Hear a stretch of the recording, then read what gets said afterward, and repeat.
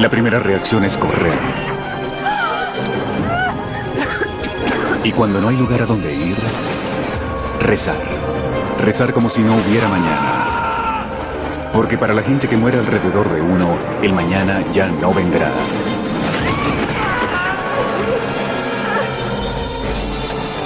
Nadie sabe dónde esconderse, ni cómo salvarse, ni cómo sobrevivir.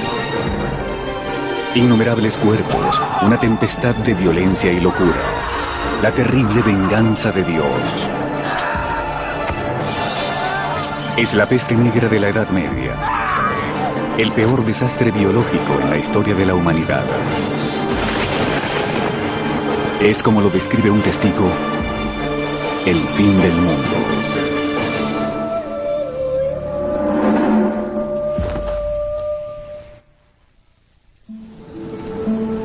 (1310) Toscana, Italia.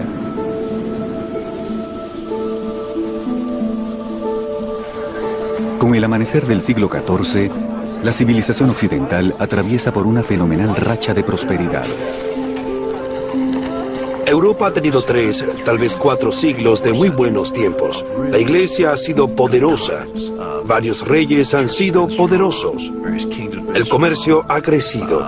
Las ciudades han crecido. La industria también. No ha habido catástrofes naturales. El clima ha sido benigno. La población ha estado creciendo. Realmente ha sido un periodo bueno para Europa. Pero esta larga expansión está por chocar con una nueva realidad. Repentinamente el patrón climático global cambia. Las temperaturas caen vertiginosamente y las cosechas se pierden. Con asombrosa rapidez, la era dorada colapsa y la visión del apocalipsis se hace realidad. Los 4 jinetes del apocalipsis llegan, y con ellos llegan la hambruna, la plaga, las guerras y la muerte. Para 1340, la guerra se apodera del continente. La aguda crisis golpea duramente a los campesinos. Pero los nobles ven una oportunidad para realizar fortunas en el caos creciente. Con 33 años, Eduardo III de Inglaterra es un curtido gobernante, y el reinado de su isla no es lo suficientemente grande para contener su ambición. En agosto de 1347, el ejército de Eduardo se adjudica una victoria improbable en Calais contra un rival de mayor riqueza, Felipe VI de Francia. Eduardo controla ahora gran parte de las costas francesas, pero el conflicto está lejos de terminar. Es el comienzo de la Guerra de los 100 Años, que en realidad es una guerra mundial en lo que respecta a los europeos, ya que involucra a todos: España, Alemania, Italia, Francia e Inglaterra. 1347, Surrey, Inglaterra. El rey Eduardo ofrece su hija Joan a Pedro, príncipe de Castilla, de España. Es un arreglo hecho con el propósito de extender su poder hasta la península ibérica. El matrimonio entre las dos familias reales redibujará el mapa de Europa y convertirá al linaje de Eduardo en el más poderoso del cristianismo. Con apenas 15 años, Joan nunca ha tenido un prometido, ni ha estado en España. Como cualquier chica joven, Joan se ilusiona con pensar que su padre le haya escogido un príncipe apuesto, tal vez hasta amable.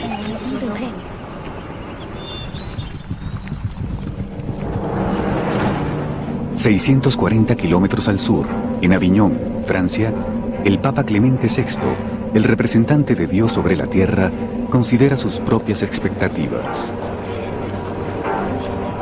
Durante 1000 años, su Santa Iglesia Católica ha mandado sobre reyes y campesinos por igual y ha sido el mayor poder de la Edad Media. La vida de la gente medieval giraba en torno a la religión. No hacían sino pensar en ir a la iglesia todos los días. Sus vidas consistían de bendiciones que atribuían a Dios y maldiciones que más o menos atribuían a Dios también, aunque culpaban a sus pecados de ellas. Así que la vida estaba completamente envuelta en una atmósfera religiosa. Pero en el siglo XIV, la aparentemente inexpugnable fachada de la iglesia comienza a resquebrajarse. Los sacerdotes comenzaron a ser muy criticados por abuso de poder. Existen muchos ejemplos de sacerdotes que tenían concubinas, que dormían con mujeres en el pueblo, que eran considerados corruptos.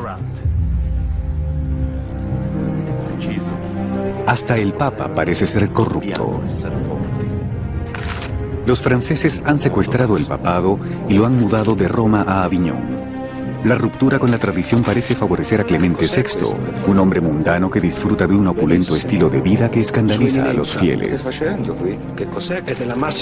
A pesar de los escépticos, la palabra de Clemente aún infunde absoluta autoridad. Pero, ¿será suficiente para sostener a su rebaño cuando el mundo se venga precipitadamente abajo? Esto es un mensaje urgente para el médico. Sí, eminencia. El hombre que demostrará ser su más fiel y valeroso aliado es su médico personal, Guy de Chauliac. Es un famoso médico profesional. Había estado en el círculo médico de la corte desde el reinado de Felipe el Hermoso, a finales del siglo XIV. Y ahora es el médico de cabecera, por decirlo así, del Papa. En el mundo de Chauliac, la religión gobierna a la ciencia. Ambas están tan entrelazadas que un título en medicina solo puede obtenerse conjuntamente con una maestría en teología. Pero ni los libros médicos ni la Biblia ayudarán a de Chauliac para el horror que vendrá.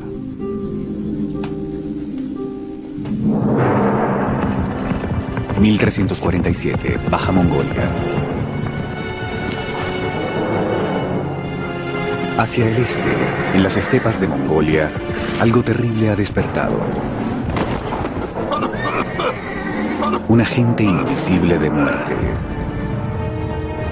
Corren rumores de que la humanidad está siendo aniquilada en China, India y el mundo islámico. Curiosamente, estos rumores originados en el Oriente vienen acompañados de descripciones apocalípticas de los orígenes de la peste. Ocurrieron eventos milagrosos como una lluvia de sapos, serpientes y otras cosas. Hubo una tempestad de granizo con rayos y truenos. Y luego, finalmente, un humo pestilente cayó de los cielos. Antes de 1347, Mongolia parece ser imbatible. Su dominio sobre el lejano oriente perdura casi 150 años, en un imperio que se extiende desde los picos del Tíbet hasta más allá del río Volga y desde Beijing hasta Constantinopla. Mongolia básicamente abrió el comercio entre Europa Occidental y China. La gente esencialmente podía seguir rutas que atravesaban el Asia Central. Así que el siglo XIII, en particular la segunda mitad, fue una época de expansión del comercio europeo hacia el lejano oriente. Pero así como los mongoles hacen del mundo un mejor lugar para los negocios, también siembran las semillas de su destrucción.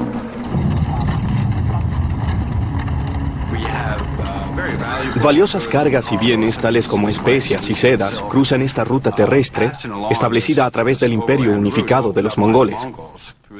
Y por supuesto, uno de esos bienes es la peste. Implacablemente, la pestilencia se desplaza a través de las estepas, aniquilando aldeas enteras, dejando atrás cuerpos hinchados con llagas malignas. En este duro territorio, nada se pierde. Bienes valiosos, como pieles y frazadas, siempre se recuperan. El resto es incinerado en un intento por matar el mal que causó la tragedia. Pero el demonio invisible viaja con el botín. En 1347, miles de kilómetros hacia el oeste, en la próspera ciudad mercantil de Ginebra, un sirviente se prepara para realizar un peligroso viaje. 1347, Ginebra, Suiza. En una sociedad regida por las doctrinas de la Iglesia Católica, él ya corre peligro. Su nombre es Hajime y es judío. Los judíos necesitaban de la invitación explícita o permiso del rey para permanecer en el pueblo. Ellos, como nadie más en la época medieval, pertenecían y dependían directamente del rey o de un gran noble, como un obispo. A la disposición de su lord, Hajime se aventurará a través de cientos de kilómetros de montañas hasta Venecia, donde podrá adquirir los lujos que no se consiguen en los puestos de mercado locales. Pero la expedición también lo llevará a los acontecimientos más oscuros de la historia. En Inglaterra, 2.500 kilómetros al oeste, un jinete se acerca al final de otro atemorizante viaje. Un trovador que ha viajado durante semanas desde España. Es un obsequio del príncipe de Castilla, enviado para entretener a su prometida, la princesa inglesa Joan. Le cantará canciones de amor en su viaje de bodas hacia Castilla, un gesto romántico para el placer de una joven doncella. En camino a Castilla, Joan y su cortejo planean parar en la costa francesa y visitar un palacio de la familia en Burdeos. Siendo la preferida entre los 12 hijos de su padre, Eduardo III, a Joan nunca le ha faltado nada en su corta vida. En este importante viaje, solo su ajuar requiere de un barco completo. Junto con muchos distinguidos clérigos y diplomáticos, 100 arqueros harán el viaje para proteger esta preciosa carga. Pero tanta precaución no servirá de nada. En menos de un año, casi todos morirán. Desde este momento, la invasión ha comenzado, avanzando sobre los lomos de roedores polizontes. Una bomba de tiempo que hará caer precipitosamente a este hermoso mundo.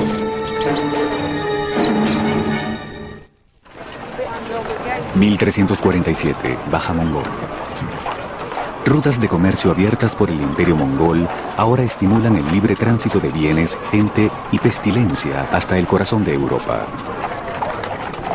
Viajeros en las carreteras, campesinos en los campos y hasta la hija del rey de Inglaterra, todos se dirigen rápidamente hacia un encuentro inevitable con el peor asesino de la historia de la humanidad.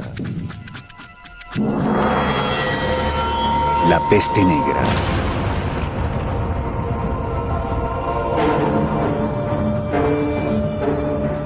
Al final de las rutas de comercio de Mongolia, yace la ciudad portuaria de Kaffa, en el Mar Negro, punto de partida de barcos mercantes en ruta hacia Italia. En 1347, los mongoles atacan la ciudad cristiana de Kaffa con la esperanza de apoderarse de esta vital encrucijada comercial. Al principio parece que el pueblo sucumbirá ante el implacable ataque. Pero en el calor de la batalla, los mongoles enfrentan un nuevo y virulento enemigo: la peste. Y se ven obligados a ejecutar un último y desesperado plan. Los mongoles tenían la peste y tuvieron que abortar el ataque. Pero antes de retirarse decidieron catapultar a sus muertos y los cuerpos de sus víctimas dentro del pueblo, a fin de, y cito, extinguir a todos adentro y transmitirles la peste a sus enemigos. Aparentemente así fue como la peste fue transmitida por los mongoles a los europeos. Puede muy bien ser el primer incidente registrado en la historia de una guerra bacteriológica. Aunque la historia parezca más leyenda que realidad, la pestilencia mongol se propaga entre los aldeanos de Kaffa. La peste se desplaza de forma bastante lenta para ser un mal epidémico. Y, dado lo extenso de las estepas y la delgadez de la población, tardaría unos 15 años para adentrarse en Kaffa. Pero aunque los hechos parecen ser claros, persiste un misterio. A pesar de un desplazamiento inicial tan lento, ¿cómo es que se propaga tan rápido la peste en Europa?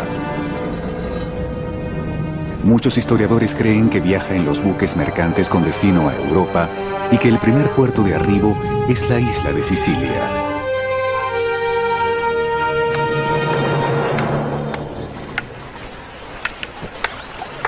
1347, Messina, Sicilia. A la gente de las costas de Italia, las olas siempre le han dejado retazos de las tormentas mediterráneas. Pero este año algo distinto llega a la costa.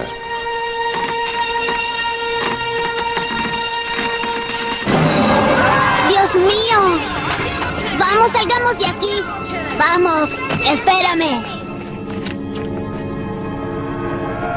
Y en los pueblos, barcos provenientes del Mar Negro atracan en los puertos cargando algo pestilente.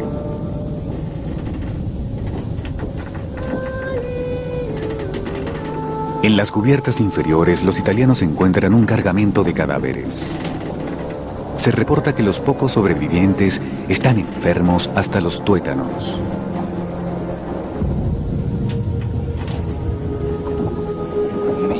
Dios mío, qué mal es este. Cuando los lugareños se percatan del peligro, tratan de expulsar los barcos plagados de los puertos, pero ya es demasiado tarde. La peste ya ha tomado posesión y comienza la mortandad. No es una enfermedad común, es repugnante y dolorosa. Su víctima es abatida por una terrible fiebre y una profunda desesperanza.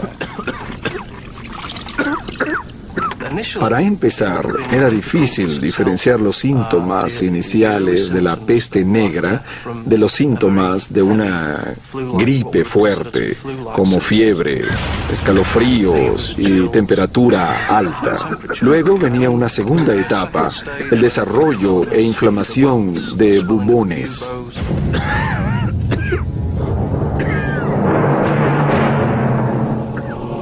El bubón es una dolorosa glándula linfática inflamada en el cuello o en la ingle. Se vuelve negra y puede inflamarse hasta el tamaño de una naranja. Son estos bubones los que le dan nombre a la pandemia, peste negra o bubónica.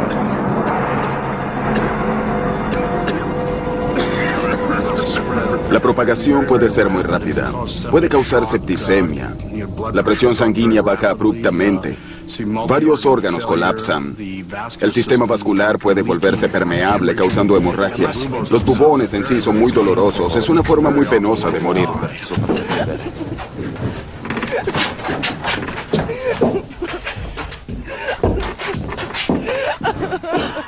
Como pioneros de la muerte, los habitantes del pueblo siciliano de Messina pronto descubren que este nuevo mal no solo es doloroso, sino también altamente contagioso. Se propaga rápidamente entre las familias, sembrando terror en cada hogar. Esto apareció más o menos de la nada. Nadie había visto algo así, de modo que la gente debió sentirse como Cristóbal Colón en la tierra de la mortandad. Exactamente así debió sentirse.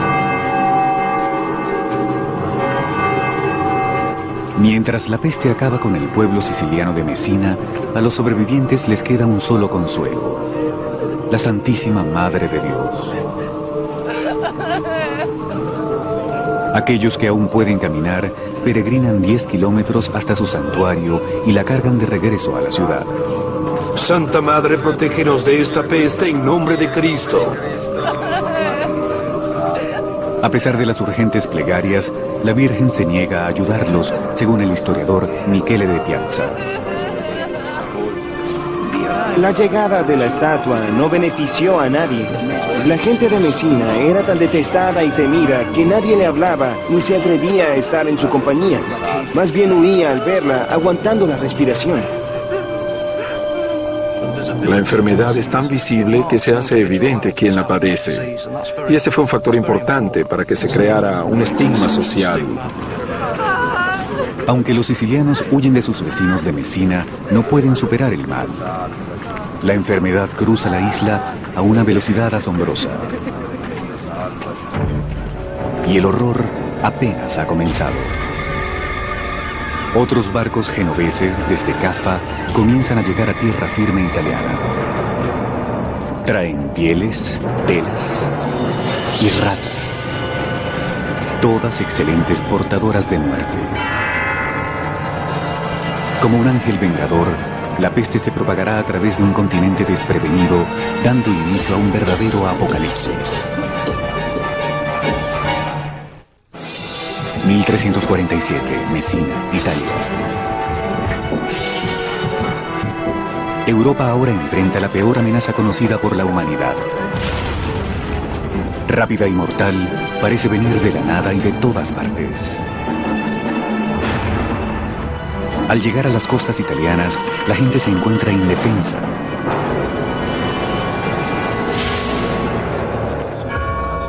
Y la ciencia medieval está sumida en una niebla de superstición y de ignorancia. 1347, Aviñón, Francia. Guy de Chauliac es el médico de Felipe VI, rey de Francia, así como del Papa Clemente VI, que reside en Aviñón, Francia. Famoso por su gran intelecto, ha sido entrenado en el monasterio de Montpellier por los mejores médicos de Europa.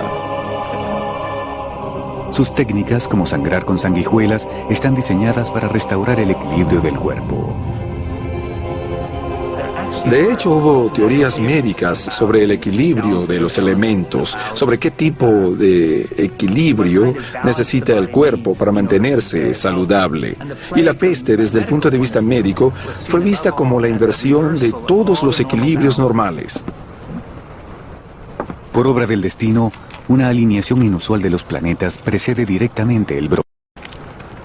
Para la mente medieval, es una explicación lógica del desequilibrio. La conjunción de tres planetas, Júpiter, Marte y Saturno, creó vapores nocivos en el aire. Y estos vapores nocivos interactuaron con la constitución física de un individuo y lo hicieron sucumbir ante la peste.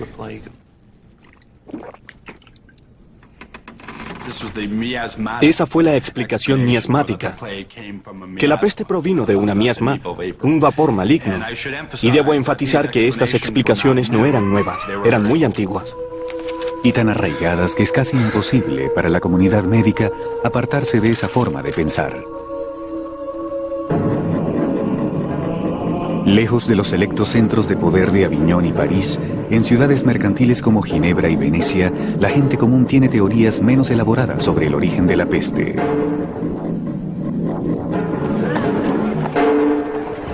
Han sido adoctrinados desde su nacimiento para creer que, como todas las bendiciones, toda maldición, en última instancia, también proviene de Dios. En la Edad Media, toda la lógica de la relación entre un Dios y el mundo involucraba a Dios castigando al mundo cuando éste pecaba.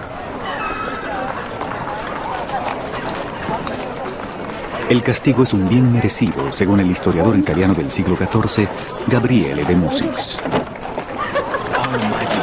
Dios Todopoderoso vio a la humanidad completa revolcándose en un pantanal de consumada maldad, entregada a fechorías, inmersa en innumerables vicios, ahogándose en un mar de depravación debido a una capacidad sin límite para la perversidad. Ahora sabemos que no fue el pecado ni la perversidad que trajeron la peste negra. Fue una enfermedad contagiosa. La pregunta es, ¿qué enfermedad?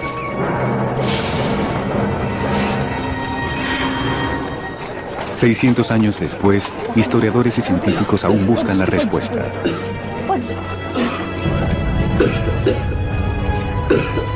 La pregunta clave es cómo se transmiten y se propagan esas enfermedades y cómo es que una sociedad permite que un conjunto de diferentes causas de muerte surja en un determinado momento.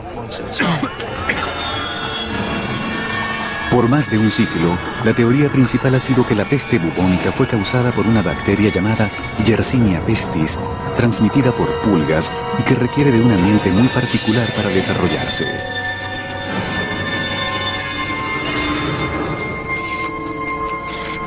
Y en muchas formas, la Europa medieval parece reunir las condiciones. Centros urbanos con basura en las calles son ambientes muy adecuados para la reproducción de grandes poblaciones de ratas. Y junto a esas poblaciones de ratas conviven grandes poblaciones de pulgas. Una sola mordida de pulga le inyecta a la víctima la bacteria Yersinia pestis. Rápidamente se multiplica en los nodos linfáticos, llenándolos hasta reventar. Una vez liberada en la corriente sanguínea, la bacteria produce llagas negras, de donde recibe su nombre la enfermedad. Y existe otra forma aún más mortal de la enfermedad, llamada peste pulmonar, que no necesita de pulgas para transmitir su veneno. En algunos casos, la bacteria se aloja en los pulmones y comienza a proliferar. Si uno tiene una hemorragia en los pulmones causada por la bacteria, puede tener lo que llaman esputo sangriento, partículas de sangre en el esputo. Siendo que esas partículas son muy infecciosas, al toser se puede contagiar a otra persona. Tanto las condiciones ambientales como los síntomas de la enfermedad sugieren que fue esta bacteria la causa de la peste negra. Pero algunos científicos están en total desacuerdo con esta teoría. Se basan en un inexplicable y apremiante hecho: la asombrosa velocidad con que se propagó la enfermedad. Básicamente se propagó a través de Europa Occidental en un periodo de entre 4 y 5 años. Es una velocidad de propagación vertiginosa, tomando en cuenta que no existían trenes, aviones ni automóviles. El transporte era a pie o a caballo. Fue una propagación muy rápida de la enfermedad. Muchos dudan que la peste bubónica pudiera desplazarse tan rápido. La velocidad con que la enfermedad se propagó entre las comunidades no tiene relación con lo que sabemos acerca de la peste bubónica, así que esto condujo a algunos historiadores a sugerir que tal vez hubo otro mecanismo causante involucrado, otra enfermedad epidémica. Una posibilidad sugerida ha sido la propagación de anthrax. Otros autores han sugerido que tal vez pudo haber sido un virus parecido al del ébola. Existen diferencias claras en relación a la forma como se propagó la enfermedad. ¿Por qué nos preocupa ahora saber la verdad acerca de una enfermedad que ocurrió hace siglos? Es simple. Comprender la peste negra podría ser vital para la humanidad en la batalla contra un próximo brote catastrófico. Pero hasta hace poco parecía que las pistas de este misterio murieron con las víctimas de la plaga. ¿O no es así? En Montpellier, Francia, una sepultura colectiva de 650 años de antigüedad le está brindando a la ciencia moderna la oportunidad de seguir el rastro una vez más. 2003, Montpellier, Francia.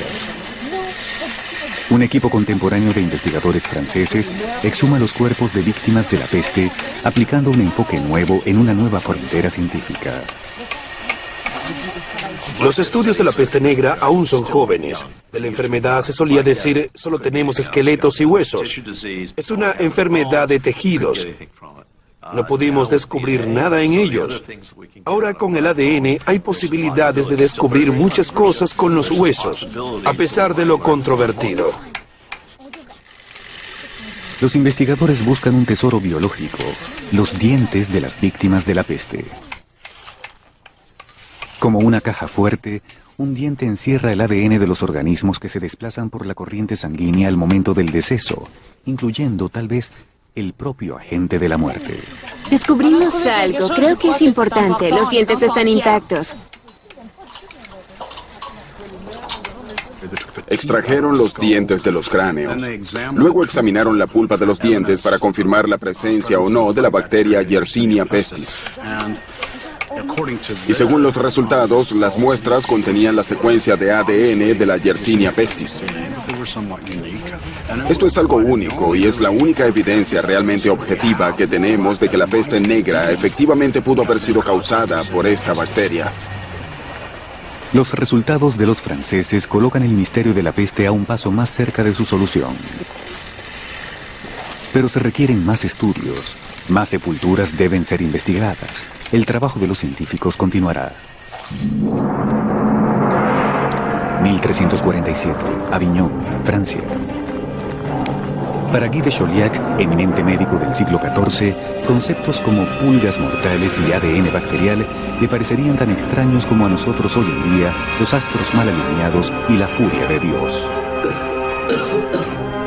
Sin embargo, lo único que tiene son cartas astrales y su ingenio para luchar contra la peor amenaza que la humanidad haya conocido.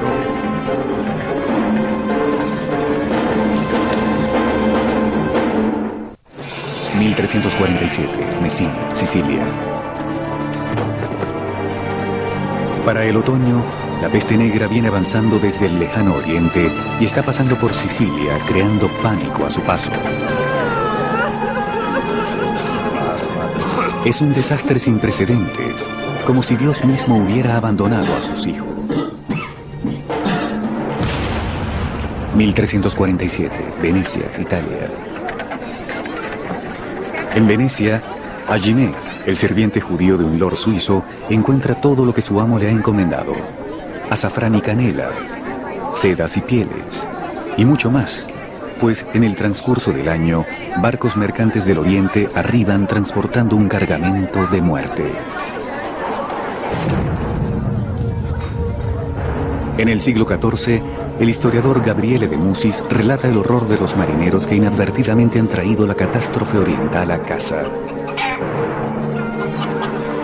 Para nuestra angustia, estábamos portando dardos de la muerte. Propagábamos veneno a través de nuestros labios hasta cuando hablábamos.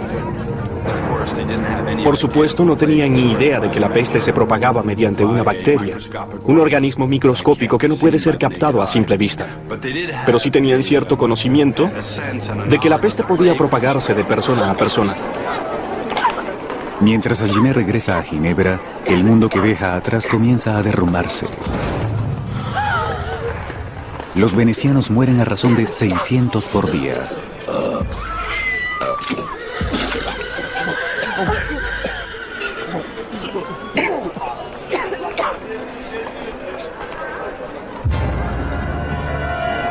En enero de 1348 la peste llega a Francia a través de barcos mercantes que atracan en Marsella. Luego surcan los mares hacia España. En Barcelona muere el 60% de la población. Imaginemos a una persona, digamos un marinero trabajando en el muelle, que luego de ser mordido por una pulga infectada sube a bordo de un barco y viaja en él. Pues no enfermará sino después de 2 a 6 días. Así que existe el peligro de que la gente se desplace de sitio en sitio antes de enfermarse. Por supuesto, el mismo barco puede estar cargando ratas con pulgas infectadas. Y luego, cuando el barco arriba a un puerto, estas ratas y pulgas pueden propagar la enfermedad. 1348, Aviñón, Francia. Para la primavera, la peste negra se desplaza desde la desembocadura del río Ródano hasta Aviñón, donde reside el Papa. Eminencia, se lo ruego, la peste toca a nuestras puertas. Doctor, nuestro Padre Celestial me protegerá. Aunque Guy de Chauliac le ruega huir, Clemente VI se rehúsa a abandonar el palacio. Para agosto de 1348, la peste llega a París. La mitad de la población morirá.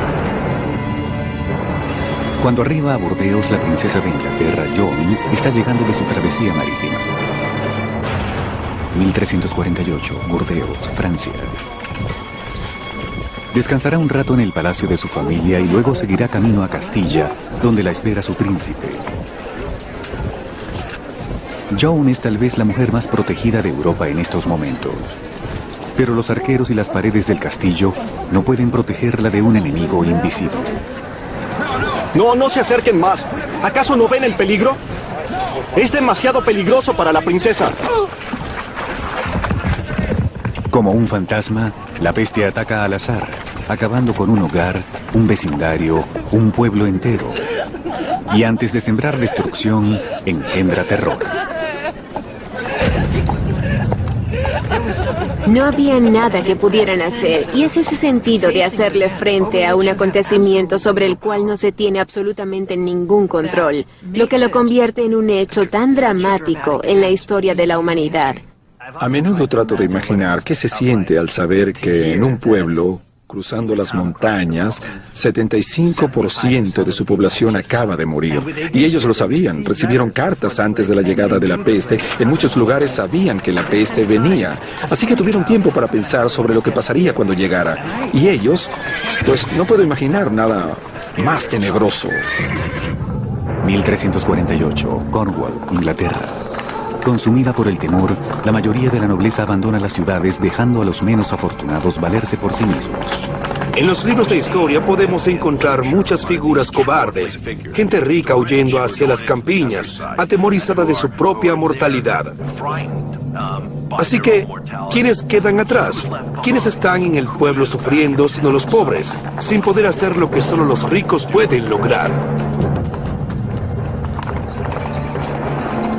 En Inglaterra, Eduardo III y su hijo mayor se van a un castillo en el campo y clausuran la entrada.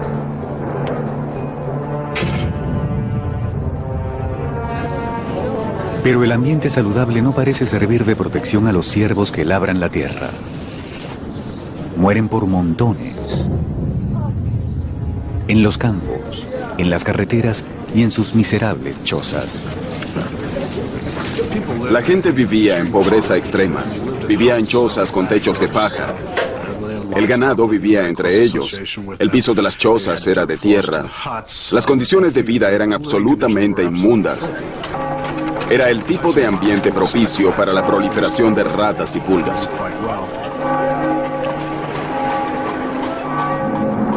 (1348), Siena, Italia. Mientras la situación empeora, la iglesia también parece defraudar a su rebaño. Temiendo ser contaminados, algunos sacerdotes se rehúsan a administrar los santos óleos a los muertos. Padre, mi esposa lo necesita. Mi hija Ana María también. Usted mismo la bautizó. Para la gente medieval, morir sin recibir la extrema unción es un acto más pavoroso que la muerte misma. Pero mientras aumenta el número de muertes y más sacerdotes sucumben ante la peste, el obispo de Bath hace una sorprendente declaración.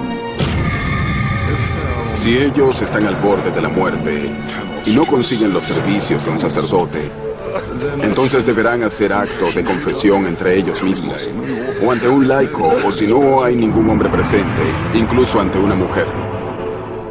En días tétricos como estos, la autopreservación supera el heroísmo. Ni siquiera los lazos familiares pueden unir a los sanos con los enfermos, como lo relata Giovanni Boccaccio, uno de los grandes escritores de la época. La gente trataba a sus familiares enfermos como perros. Arrojaban el alimento y la bebida junto a sus camas y luego abandonaban la casa. Al principio, al enfermar una persona, la familia cuidaba de ella, los amigos a veces la cuidaban. Pero luego, al enfermar otros miembros de la familia, la gente desistía de la idea de ayudarse entre sí. Cuando una de cada 3 personas muere, por supuesto, la perspectiva y la mentalidad de la gente se ve afectada. Una de las reacciones es el temor. ¿Seré yo el siguiente? ¿Me atacará la peste? ¿Me la transmitirá mi padre, mi hermano o mi hermana? La falta de compasión consterna a Agnolo di Tura, historiador de Siena. El padre abandona al hijo, la esposa al marido, el hermano al hermano. Pues parece que esta enfermedad ataca con solo respirar y mirar. Así mueren todos. La tasa de mortalidad era tan alta que la fe de la gente fue sacudida o estremecida de raíz. Muchas de las enseñanzas de la iglesia no parecían ofrecer alivio ni parecían apropiadas para la situación. Todo el mundo se moría. Carecía de sentido para la gente. Los cimientos de la sociedad se están desmoronando y parece que nadie sabe cómo reconstruirlos. Esta era la venganza de Dios con los humanos por sus perversidades y pecados. ¿Y qué mejor respuesta que una penitencia extraordinaria para sanar esos pecados? Y así, bajo terror, la gente se vuelca hacia el fanatismo religioso, azotándose a sí misma en una imitación brutal del sufrimiento del mismo Cristo. El fanatismo conducirá a las multitudes a la histeria, persecución y matanzas.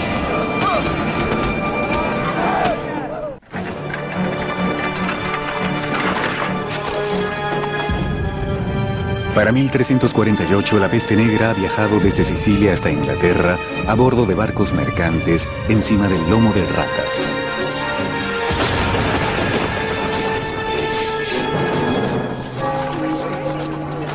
ya ha cobrado la vida de millones. En cada aldea, en cada granja, los cuerpos se acumulan en cantidades asombrosas, creando una nueva crisis. ¿Qué hacer con los cadáveres? Si muere el 10% de 95.000 personas, eso significa casi 10.000 personas muertas. ¿Cómo sepultar a 10.000 personas que han muerto en un periodo tan corto? ¿Dónde conseguir a la gente que las cargue? ¿Dónde conseguir las carretas para transportarlas? 1348, Londres, Inglaterra. Las únicas personas que estaban dispuestas a llevarse los muertos eran hombres y mujeres toscos e incultos, provenientes de las montañas y de los campos cercanos,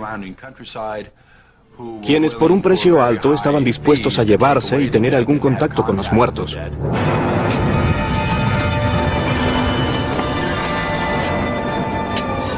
El hedor debe haber sido un problema serio. Y la gente trató de aliviar eso teniendo fuegos y olores agradables alrededor. Trataban de tapar el olor de la muerte, pero esa solución tenía su límite. En el verano de 1348, en Londres deben conseguirse sepulturas para casi 300 personas diariamente. La situación es aún peor en Aviñón. En un periodo de 6 semanas, 11.000 personas son enterradas en un solo camposanto. El Papa finalmente se ve obligado a santificar el río Ródano. Innumerables cuerpos son confinados a una sepultura común y superficial. Pero tal vez eso sea preferible a una sepultura colectiva italiana.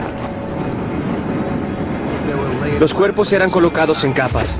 Colocaban la capa inferior, rociaban un poco de tierra, una segunda capa, un poco de tierra, una tercera capa y otro poco de tierra. En Siena, en la región de Toscana, Italia, la cifra de muertos es inconmensurable. La mitad de la población es reportada muerta.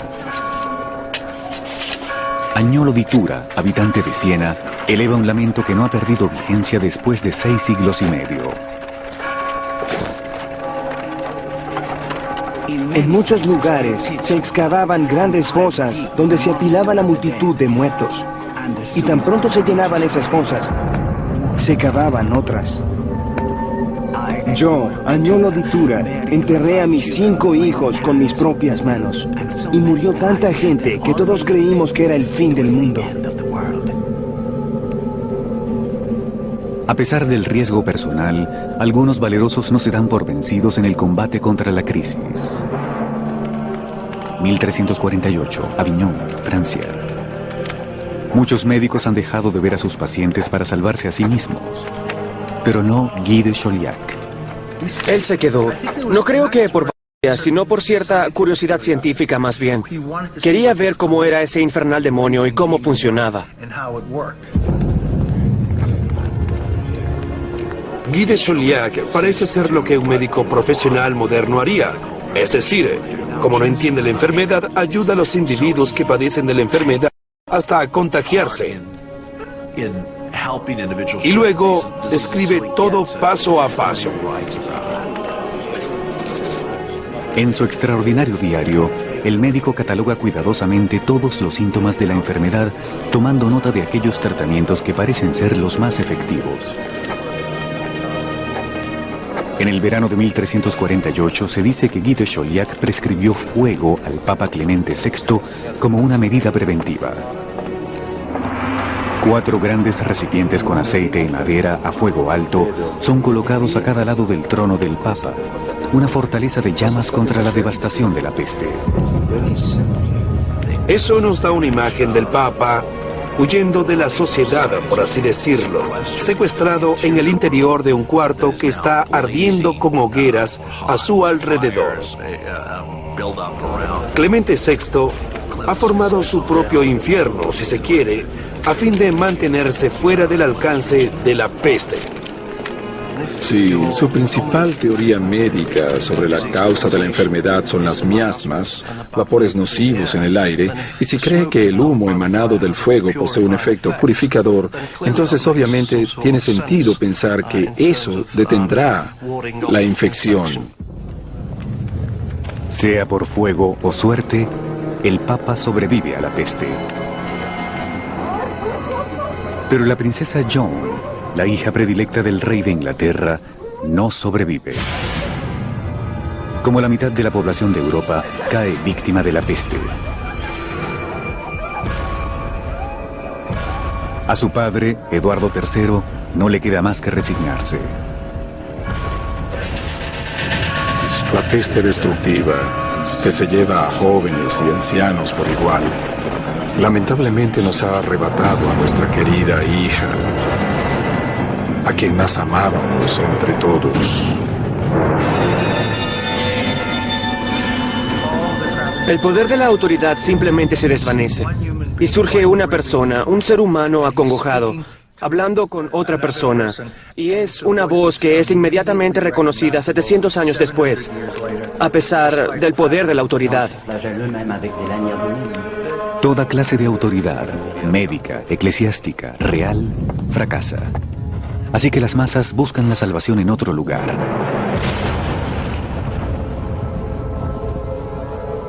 A lo largo de la región del Rin, en Alemania, los devotos deciden tomar cartas en el asunto.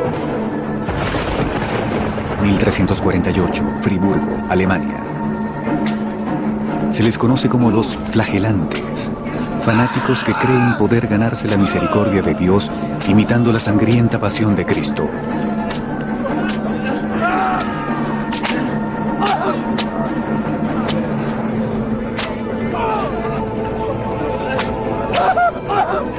Es una medida extrema para tiempos extremos. Y la gente acude a ellos en multitudes. La gente acude a los flagelantes como una forma de detener la enfermedad, creyendo que tal extraordinaria penitencia apaciguará la ira de Dios y desterrará la peste. El acto de flagelarse a sí mismo era una forma de súplica muy particular, un método muy dramático y doloroso de castigarse por los pecados ante la expectativa de que mañana puede que uno no esté vivo. En grupos tan grandes como de 1000 hombres, los flagelantes se someten a un maestro por 33 días y medio para marcar los años del Salvador sobre la tierra.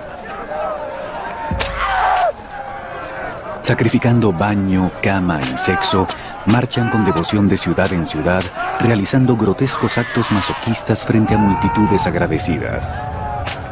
En sus diarios, el historiador francés Jean de Venette escribe: Los penitentes se flagelaban a sí mismos con látigos de cuero con púas de hierro anudadas.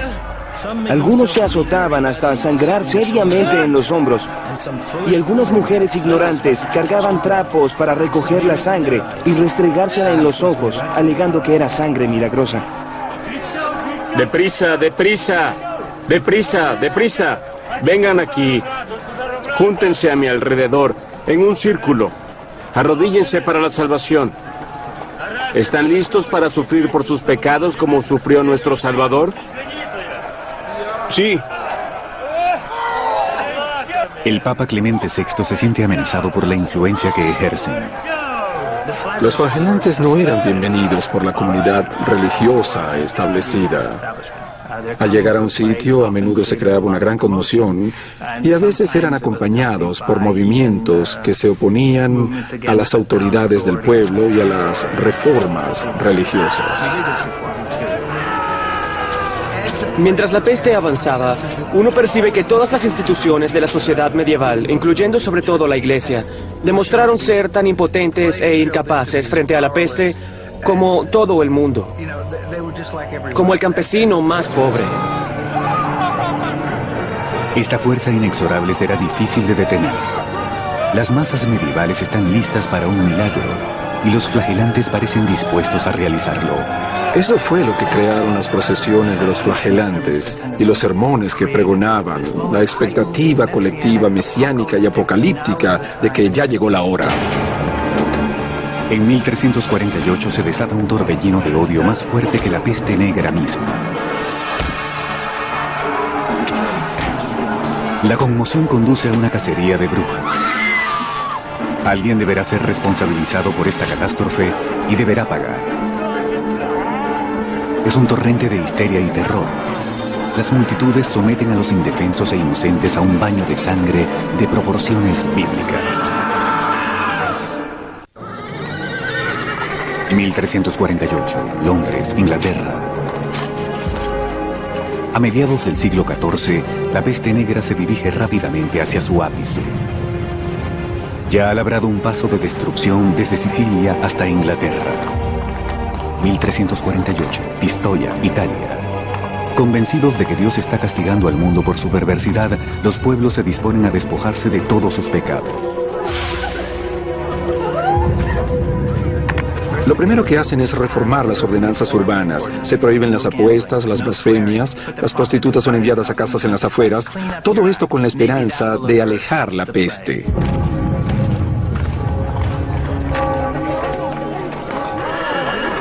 ¿Qué tenemos aquí? Esto está totalmente prohibido. Y tú, ven acá. Es tiempo de que tú y las chicas tomen unas buenas vacaciones.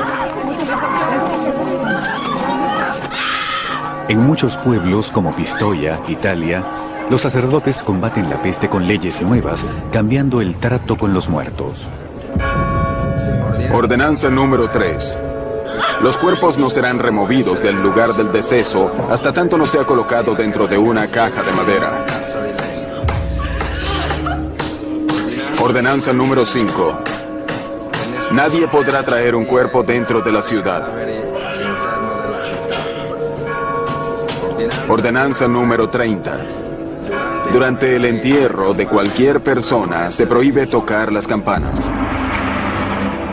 Las campanas fúnebres, una vez un sonido reconfortante que marcaba el paso de un ser querido, se han vuelto un recordatorio incesante de un mundo inmerso en el infierno.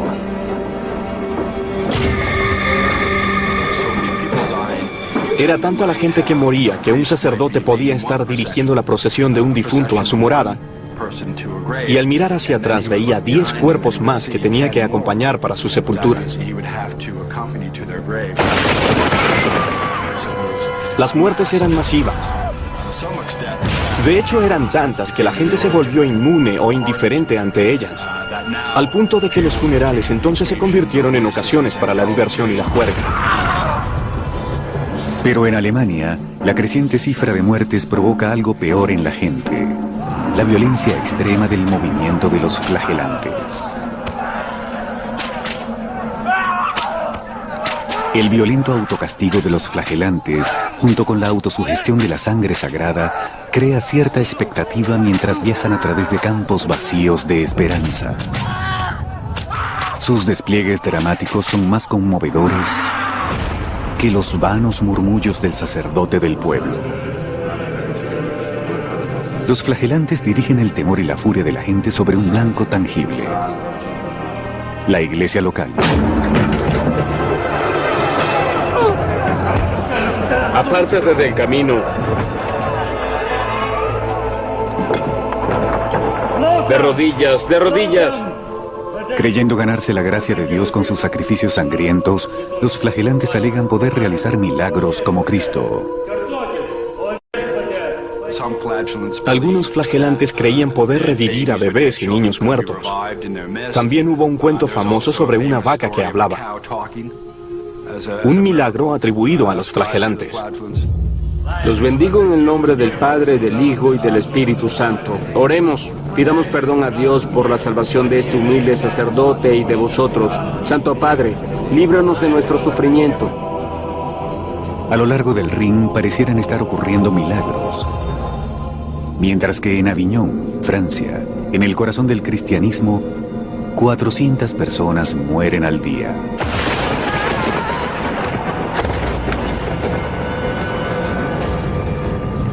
El Papa Clemente VI sabe que los flagelantes representan una seria amenaza a su autoridad, pero sus cardenales le aconsejan no actuar apresuradamente. Temen que un ataque contra el movimiento, en la cima de su popularidad, pueda ser contraproducente para la Iglesia misma. Se establece una interesante dinámica entre la actitud popular hacia los flagelantes y la actitud de las autoridades hacia ellos. Las autoridades tendían a tomar una postura hostil, pero la gente por el otro lado parecía apoyar a los flagelantes principalmente porque la aparición de ellos se asociaba con el abatimiento y la prevención de la peste. Clemente no puede hacer nada para sofocar la insurgencia. Y el movimiento está por asumir una posición más drástica. Estas procesiones son experimentadas por la gente común, el cristiano común, como una experiencia moral totalmente transformadora que la eleva y la hace sentir que tiene la fuerza y la energía para hacer de su ciudad, de su pueblo, un mejor lugar. Y harán lo que sea para lograrlo. Puede que tengan que jurar que jamás apostarán de nuevo, o tengan que sacar a las prostitutas fuera de la ciudad, o expulsar a los judíos hasta quemarlos. 1348, Ginebra, Suiza. El mercader judío Ajimé ha viajado a través de cientos de kilómetros devastados por la peste. Pero en su camino le espera un horror peor, un baño de sangre de proporciones épicas. Es de humanos, supongo, buscar un chivo expiatorio en tiempos de crisis. Los judíos siempre parecen ser chivos expiatorios, y en la peste negra también lo son. ¡Atrápenlo, atrápenlo! ¡Atrapen al judío! Para los flagelantes, hay poco trecho entre criticar a la iglesia y atacar a los judíos. Para los cristianos medievales, nadie ofende más a Dios.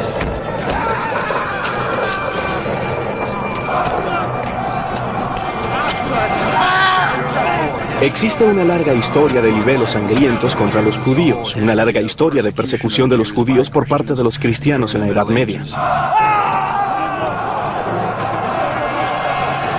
Delatado por su distintiva vestimenta que lo identifica como judío, Ajimé es llevado al pueblo para ser interrogado. Él no está solo, según el historiador del siglo XIV, Jean de Venette. De la infección y la repentina mortandad que ésta trajo, se culpa a los judíos, de quienes se dice envenenaron los pozos y los ríos y contaminaron el aire. ¿Qué había en el saco que te dio el rabino? ¿Qué había en el saco? Lo juro que no me dieron ningún saco. Mentiroso, mentiroso, envenenaste los pozos, ¿no es así? Lo juro. Mentiroso, mentiroso. Lo juro. Luego de horas de tortura, Ajimé no aguanta más. Falsamente confiesa que un rabino le dio el saco lleno de veneno y que lo usó para envenenar los pozos. Eran forzados a confesar que ningún judío era inocente. Todos los judíos eran culpables, todos eran parte de esta conspiración, y nadie podía ser librado de los cargos. De Venette escribe que confesiones como la de Ajimé surcan las aguas del Rin. Por consiguiente, el mundo entero se levantó brutalmente contra ellos. Y en las comunidades judías, muchos miles fueron indiscriminadamente asesinados en forma sanguinaria y quemados vivos por los cristianos. 1349, Estrasburgo, Francia. Decían, lo que nos está envenenando es la presencia en sí de los judíos. La presencia de los judíos es un mal moral. Ha sido nuestro pecado tolerarlos y esto es lo que ha traído este castigo. Como recalcó el Papa Clemente VI en aquel momento, los judíos morían en cantidades iguales que los cristianos. Así que carecía de sentido argumentar que los judíos estuviesen envenenando a la gente durante la peste negra. Los ruegos del Papa caen en oídos sordos.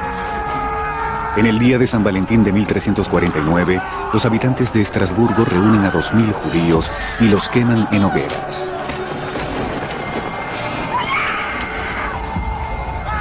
Esta atrocidad se repite en más de 15 ciudades de Alemania y Suiza. El pueblo de Europa ha sido envenenado no por un insidioso plan judío, sino por el temor, el odio y la ignorancia. La combinación letal se está propagando incontroladamente, aún más rápido que la peste negra.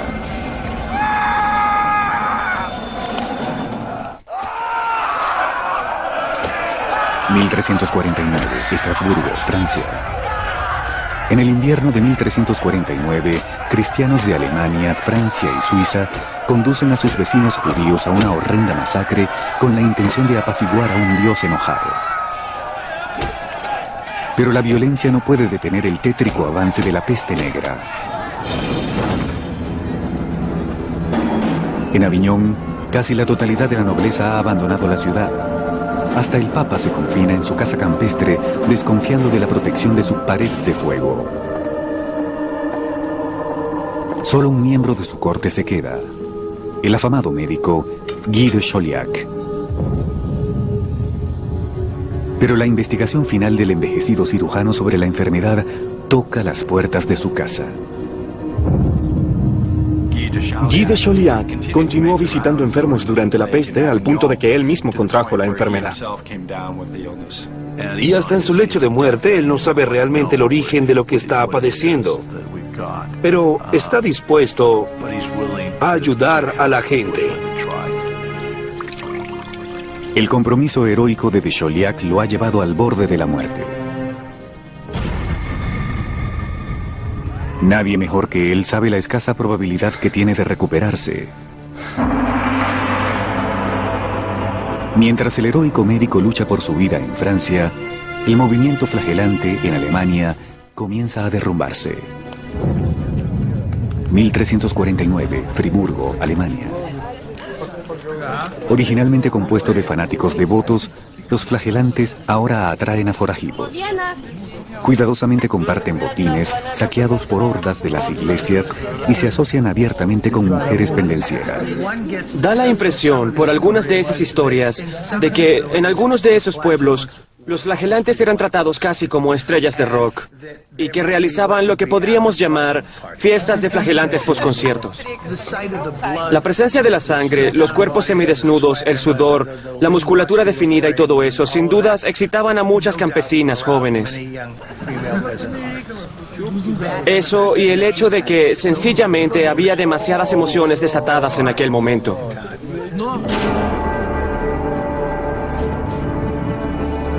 Simplemente era demasiado. Las autoridades finalmente actúan contra ellos.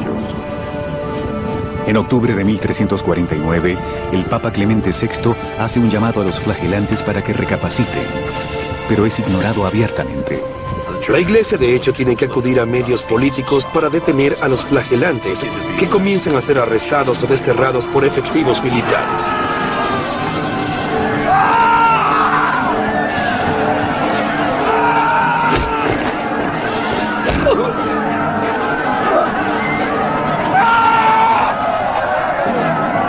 Algunos maestros, ahora llamados maestros de errores, son capturados y decapitados.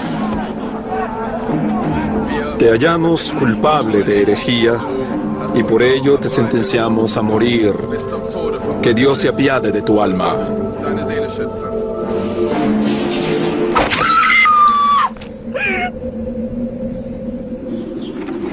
...1349, Cracovia, Polonia. Aún con el movimiento flagelante fracturado, gran parte de Europa sigue siendo violentamente hostil con la disminuida comunidad judía. Los sobrevivientes se convierten en refugiados en busca de tierras seguras. En gran parte de Europa, Francia, Inglaterra y muchas ciudades alemanas, no había judíos para finales del siglo XIV, habían sido expulsados o asesinados. Pero en algunos lugares los judíos recibían protección por parte de monarcas, quienes los invitaban a establecerse. Uno de esos lugares era Polonia. En 1349, Polonia es gobernada por el rey Casimiro el Grande. La leyenda reza que él se enamoró de una mujer judía llamada Esterka o Esther, y que por amor a ella emitió un decreto de protección para los judíos de Polonia e invitó a más judíos al país. Una de las ironías es que condujo a la comunidad judía alemana a Polonia. Y 700 años después, ese ciclo se repitió de nuevo con el mismo grupo de alemanes. En el invierno de 1349, la peste avanza hacia el norte, hacia la península escandinava. Para cuando llega a Rusia, 2 años más tarde, la crisis en Francia ya ha pasado. Después de aniquilar a casi la mitad de la población de Europa, la peste está llegando a su final. Las enfermedades infecciosas pasan por ciclos naturales hasta que ese ciclo es roto, bien sea por factores humanos o por ejemplo, cambios en la virulencia del organismo infectivo en sí. Mientras avanzaba la peste negra y la gente comenzaba a morir, y luego del derrumbe de la sociedad, era muy probable que la cifra de muertes cayera por debajo de cierto nivel y que los brotes no pudieran mantenerse por sí solos. La magnitud de la cifra oficial de muertos es tan abrumadora que excede los límites de la imaginación. Creo que la peste no tiene precedentes en cuanto al alcance de su mortalidad. Y soy de la opinión de que la mortandad supera lo que la mayoría de historiadores acepta como cierto. Creo que la tasa promedio de mortalidad estuvo cerca de 50 y no de 30% como sostiene la mayoría de los historiadores. Los centros urbanos y las comunidades religiosas son los que más han sufrido. 60% de Venecia ha sido arrasada por la epidemia. En Aviñón, la mitad de la población está muerta. En el monasterio de Montpellier, donde Guy de Chauliac recibió su entrenamiento, solo 7 de los 140 monjes originales están vivos. Se dice que Inglaterra perdió 2 millones de almas, un tercio de su población total. Pero Eduardo III, rey de Inglaterra, sobrevive, así como otros nobles que se han refugiado en propiedades campestres. La tasa de mortalidad es menor entre las clases altas, en parte porque podían desplazarse. Podían salir de los centros urbanos, podían abandonar la ciudad, podían recluirse en sus castillos, donde el medio ambiente era un poco menos propicio para el desarrollo de la contagiosa peste. El Papa Clemente VI, que abandona Aviñón durante el peor brote, también está sano y salvo. Pero más asombrosa es la recuperación de su médico, Guy de Chauliac. Sus diarios recogen sus palabras. Hacia el final de la peste contraje fiebre y se me inflamó la ingle. Estuve enfermo por casi 6 semanas. Cuando la inflamación maduró, la traté con higos y cebollas cocidas, mezcladas con levadura y mantequilla. Me salvé por la gracia de Dios. Es un milagro, amigo mío. Vamos, oremos juntos. Pero para muchos, la supervivencia representa un costo terrible. Habiendo perdido tanto, cuestionan si aún vale la pena seguir viviendo. Ibn Khaldun, historiador árabe del siglo XIV, teme que se avecinen tiempos de penurias. La peste se tragó muchas de las cosas buenas de la civilización y acabó con ellas. El mundo entero cambió. Imaginemos el impacto de perder 15 millones de personas, lo que eso le hace a la sociedad, lo que debió hacerle a la iglesia, lo que debió hacerle a la ciencia, a la medicina, al arte, a la literatura. ¿Qué tal si hubiéramos perdido a Leonardo da Vinci? ¿Qué tal si hubiéramos perdido a Miguel Ángel debido a la peste negra?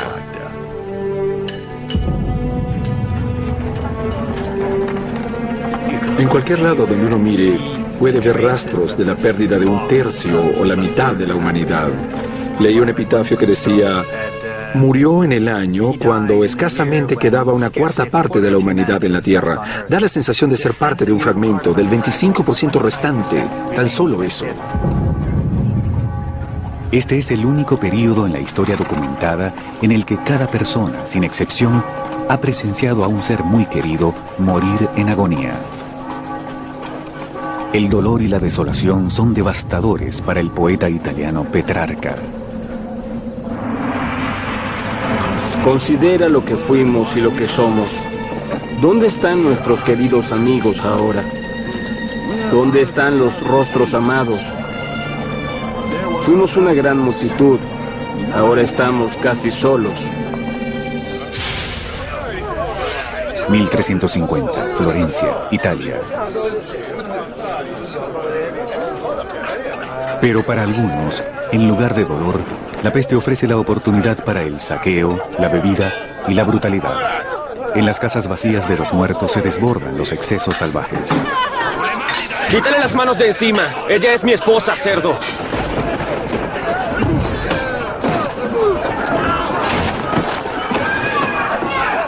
El historiador florentino Matteo Villani escribe: Los hombres se entregan a las conductas más trastornadas y sórdidas jamás vistas. Se entregan completamente a la lujuria.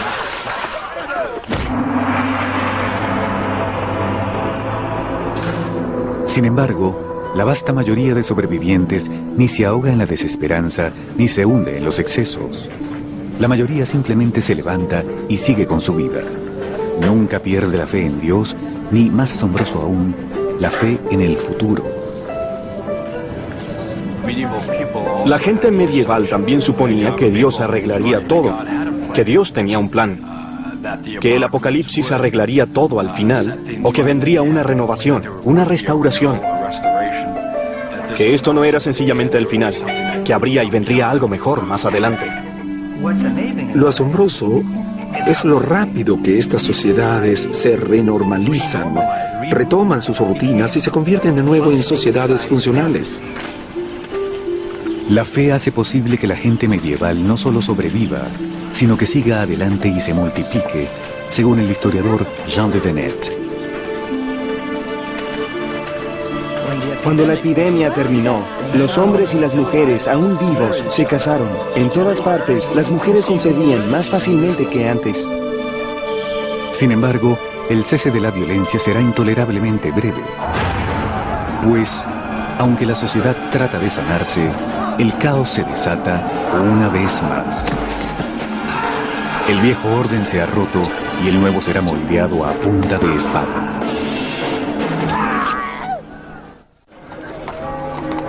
(1349), Londres, Inglaterra.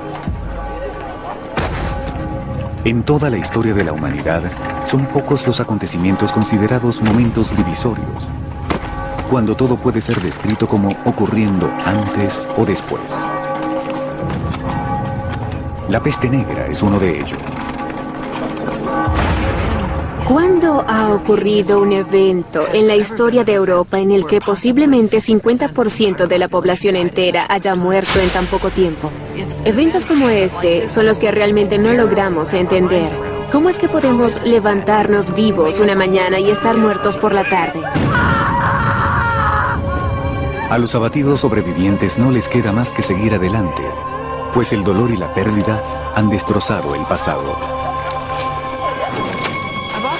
A menudo me he preguntado si el sentido de la desesperanza y el sentido de la irracionalidad con respecto a lo que pasó no ha abierto nuestras mentes al cuestionamiento, a cuestionar la autoridad, cuestionar cómo entendemos a Dios y cuestionar hasta qué grado existe una autoridad con la que todos podamos contar. La peste resquebraja el dominio de 1000 años de la Iglesia sobre la religión. Muchos nobles deciden tomar la fe en sus propias manos. Algunas familias empiezan a contratar capellanes privados, por lo que parece estar llevándose a cabo una especie de privatización de la religión. Mientras la peste conduce a algunos sobrevivientes a Dios, otros buscan respuestas nuevas en la ciencia.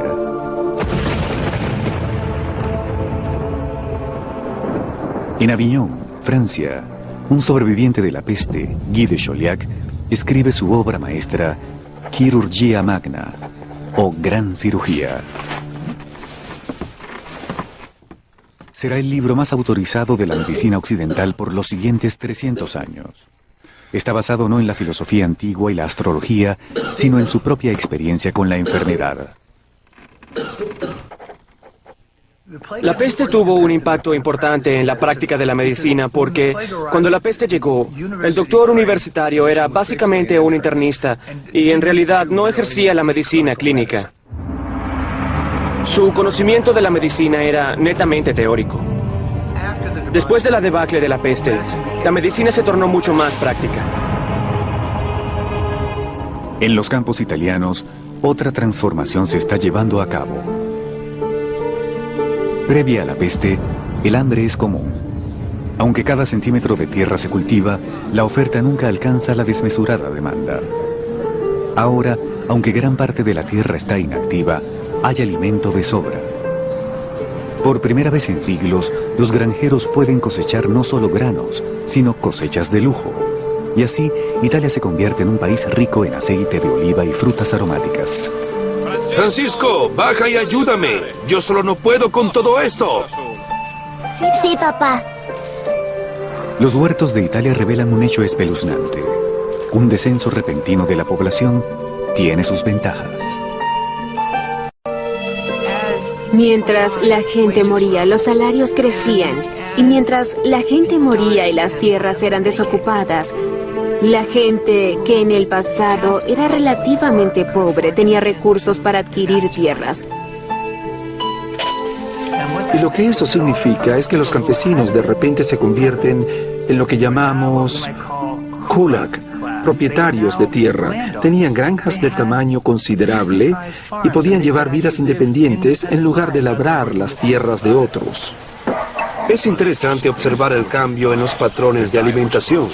La comida, que era estrictamente a base de granos, cerveza y pan, ahora incluye mucha carne y también vegetales. La cena está lista. Vamos, hijos. Pero mientras la fortuna de los campesinos crece, la suerte de la clase gobernante se desvanece.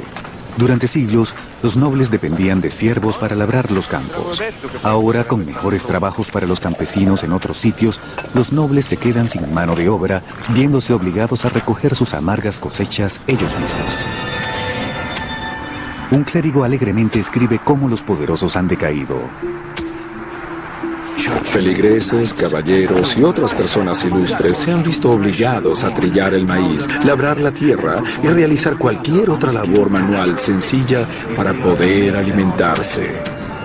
Fíjate en lo que haces. Lo estás haciendo mal. Marido mío, juro que te haré comer esta pala. Si solo lo hicieras bien, no estaríamos aquí todo el día. 1357, Valle del Loira, Francia. Muchos nobles empobrecidos se niegan a rebajarse a hacer trabajos de campo. En su lugar, buscan hacer fortunas a la antigua, a punta de espada. Hay muchos militares rondando por allí. A veces son contratados por Francia, Inglaterra, España, Cataluña o por cualquiera, en cuyos casos devengan un salario y saquean ciudades por una paga. A veces están desempleados y saquean ciudades para alimentarse. Para compensar el menor tamaño de sus ejércitos, los caballeros crean nuevas reglas para un antiguo juego. Nace la guerra de guerrillas y algo peor.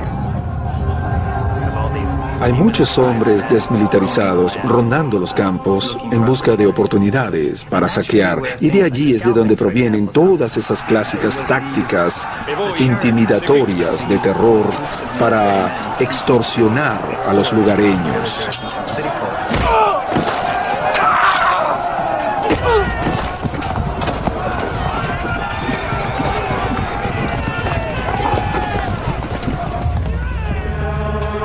(1357) Roma, Italia. Las repercusiones de una fuerza laboral más pequeña desembocan en una búsqueda más pacífica del comercio y de la industria. Sencillamente, el exterminio de tanta gente obligó a los sobrevivientes a inventar cosas que requirieran menos mano de obra, como la imprenta. Industrias que solían depender fuertemente de mano de obra sobrante, como la industria de tejidos, y que solían contar con muchos campesinos desubicados que no tenían tierras porque había mucha gente y la tierra era fija, ya no pueden contar con esa mano de obra. Así que comenzaron a volcarse hacia otro tipo de soluciones tecnológicas, como el molino. A menos de un siglo después de la peste negra, los fabulosos e iluminados manuscritos de la Edad Media se convierten en reliquias. La imprenta de Gutenberg los ha sacado del negocio. Todas las industrias que verdaderamente asociamos con procesos posteriores de industrialización comienzan a surgir a finales del siglo XIV. Y puede decirse que surgen en parte como respuesta a la crisis de mano de obra precipitada por la peste. Sin embargo, el impacto mayor de la peste no se encuentra en los campos de batalla ni en las fábricas, sino en el corazón humano. No quiero ni imaginar la angustia que sentiría un padre o un hijo al ver a un ser querido enfermarse. Imaginemos a los jóvenes que pudieron haber visto a sus padres morir, sobreviviendo en la década de 1350, pero con esos recuerdos de muerte alrededor de ellos. Y así, pues, la muerte se convirtió en una escena normal. Creo que existen muchas evidencias de una transformación psicológica producida por la peste y por la repentina y dramática desaparición de tanta gente. La muerte invade la imaginación como una sombra amenazadora y es recogida en una obra de arte medieval conocida como la danza macabra. Las pinturas holandesas con esqueletos que bailan y con motivos macabros tan solo hacen recordar la muerte. La muerte está en todas partes. Con el tiempo, la revuelta social de los años posteriores a la peste, la actitud de cuestionamiento y el creciente individualismo conduce todo al florecimiento más grande de la cultura y del conocimiento en la historia europea. El Renacimiento. El Renacimiento en Italia demuestra la extraordinaria elasticidad de la sociedad humana, la tenacidad y energía creativa que la sostuvieron a través de los años más oscuros de la peste. Fue como si Europa se hubiera apagado repentinamente y de pronto encendido de nuevo. Y eso fue producto de la peste negra.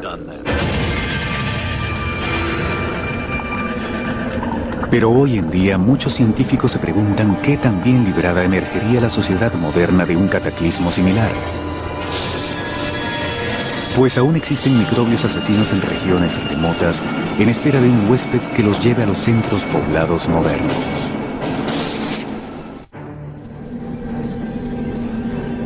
(1347) Baja Mongolia. Entre 1347 y 1350, casi la mitad de la población del mundo de ese entonces muere. Nunca antes ni después, nada ha causado tal mortandad. Ningún terremoto, guerra, ni armas de destrucción masiva. El enemigo final son los microbios, y el hombre no tiene por qué pensar que en caso de una guerra, necesariamente vencerá por tener un intelecto superior. Sorprendentemente, el microbio que causa la peste bubónica aún existe en el mundo de hoy. En Arabia Saudita, África del Norte y del Sur, en partes de Sudamérica y en Estados Unidos.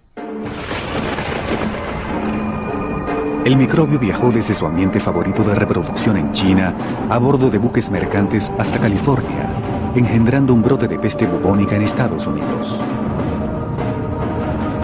Desde la costa oeste se desplaza por tierra, donde encuentra una población de nuevos y fértiles huéspedes, las comunidades de roedores de los desiertos y prados de Estados Unidos. Está en la parte suroeste de Estados Unidos, Colorado, Nuevo México, Utah, California, Texas y Arizona. Principalmente existe entre ardillas de campo, ardillas silvestres, marmotas de pradera, roedores pequeños. Puede infectar a otros animales, particularmente gatos. Los gatos, como los humanos, son muy susceptibles a la peste y pueden contraer peste pulmonar con tos, propagando así la enfermedad a la gente. Si el dueño de un gato lo tiene en sus brazos y digamos que lo tiene cerca del rostro y ese gato tose, la persona puede contraer lo que llamamos peste pulmonar primaria, que se adquiere al inhalar la bacteria.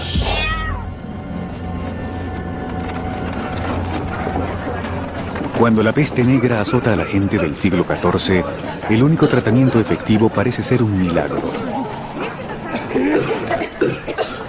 Ahora, la peste bubónica puede ser curada con antibióticos si el caso se identifica a tiempo. 2005, Laboratorio de Enfermedades Infecciosas, Maryland.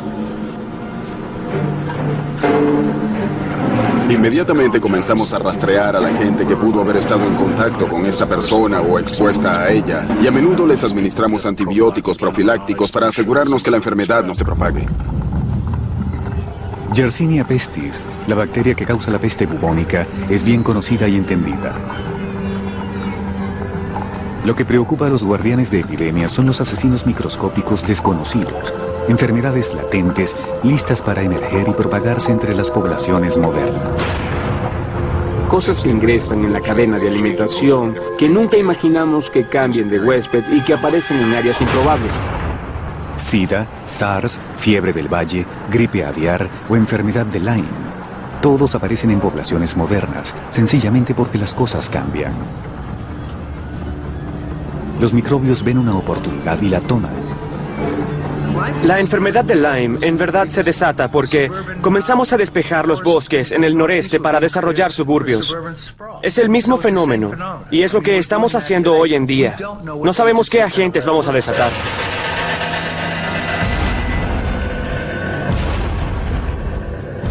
¿Qué pasaría si el virus de ébola estableciera un nuevo hogar en la costa este de Estados Unidos? Eso puede ser muy grave, no tiene tratamiento. Desafortunadamente se transmite de paciente a cuidador.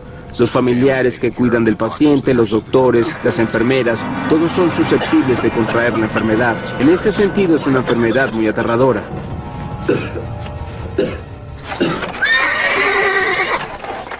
En los tiempos medievales, la peste negra llega de un área remota y entonces se propaga a través de las rutas de comercio hacia todo el mundo civilizado con una velocidad asombrosa.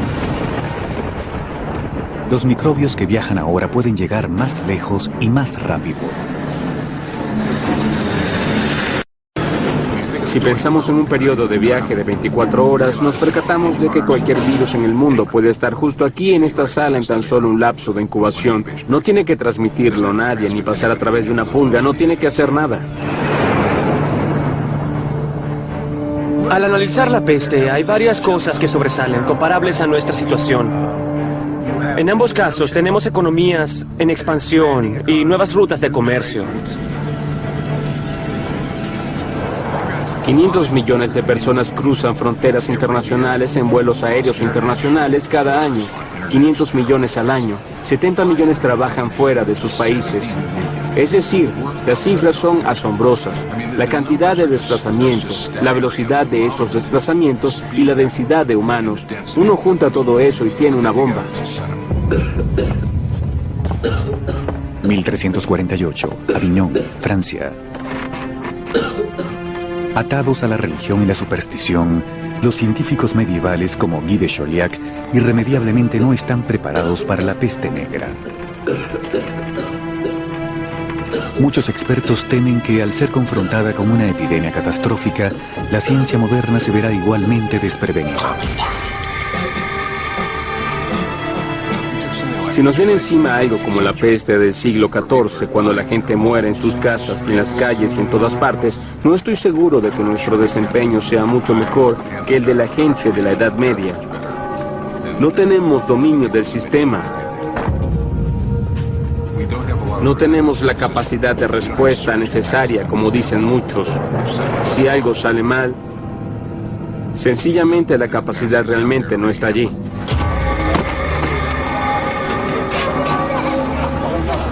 Absolutamente no hay forma de que los sistemas de salud organizados puedan enfrentar una epidemia de las proporciones de la peste negra.